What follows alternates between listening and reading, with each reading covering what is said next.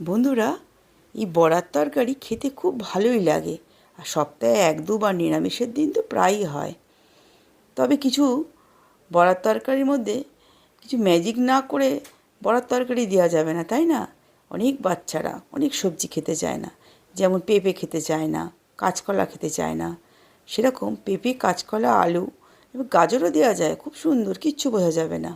আমি just আইডিয়াগুলো share করছি। করতে করতে বেশ ভালো লাগলো।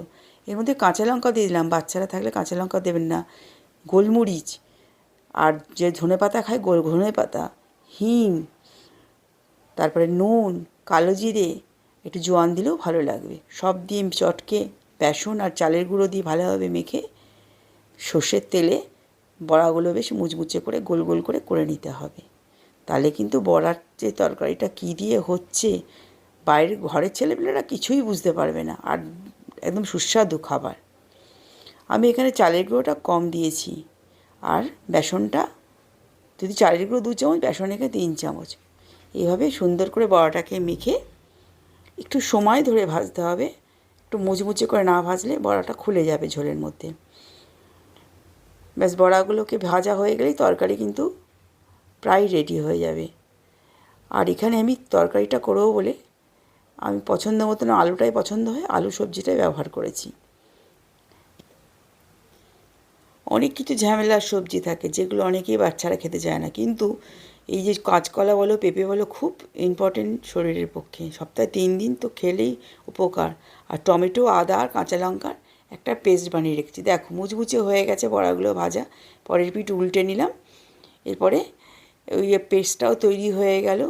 আর সবসময় বন্ধুরা, রান্নার সময় একটু মৌরি ভালো করে হালকা শুকনো কড়াই নেড়ে একদম, যেটা মানে হালকা অবস্থায় একটু গুঁড়ো করে রাখলে তরকারিতে দিলে খুব স্বাদ বাড়ে। মৌরির গুঁড়ো দিয়ে তরকারিটা, কোনো একটা তরকারি খাবে, অপূর্ব লাগবে।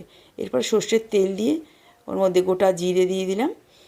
গোটা জিরে দেওয়ার পরে যেটা আমাদের যে আলুগুলো রেখেছিলাম, কয়েকটা সেদ্ধ আলু, সেই সেদ্ধ আলুটা দিয়ে দিলাম। সেদ্ধ আলু যদি কাঁচকলার সাথে করেছি, তাই কালারটা একটু কালো কালো লাগছে। এবার সেদ্ধ আলুগুলো এখানে 5 পিস আছে, তো সেগুলো কেটে কেটে আমাদের যখন ঝোলটা ফুটবে হাফ করে নিয়েছিলাম। আমি এখানে নুন দিয়েও সেদ্ধ করে, নুন ব্যালেন্স মতো নুন দিয়ে আর হলুদ দিয়ে ভালোভাবে নেওয়ার পরে এখানে যে আমি পেস্টটা তৈরি করে রেখেছিলাম, সেই পেস্টটা দিয়ে দেবো। এই যে বলছি অতটা সময় লাগে, রান্না করতে কিন্তু অতটা সময় লাগেনি। এখানে যে পেস্টটা তৈরি করে রেখেছিলাম, সেই পেস্টটা দিয়ে দিলাম। এবার পেস্টটা দেওয়ার পরে যে এখানে একটু কাশ্মীরি মির্চের গুঁড়ো, যে বেসিক মশলা, ধনে গুঁড়ো, জিরে গুঁড়ো, সব যেগুলো, মৌরি ভাজা, সবগুলো দিয়ে একটু কষিয়ে নিয়ে একটু চিনি দিয়ে দিতে হবে। আর স্বাদ মতো নুন, আর আমরা তো লঙ্কা তো বেটেই নিয়েছি, আর দরকার নেই, ঝাল হয়ে যাবে বেশি।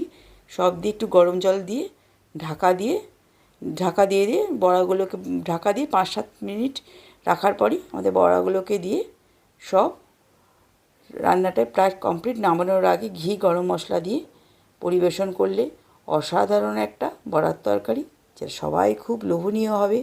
বোঝাই যাবে না ভেতরে কী সবজি। ভালো লাগলে অবশ্যই পাশে থাকবেন, নতুন হলে সাপোর্ট করবেন, আর সাবস্ক্রাইব, ফলো দিয়ে পাশে থাকার ইচ্ছায় থাকবেন। ভালো থাকবেন, সুস্থ থাকবেন সকল বন্ধুদের।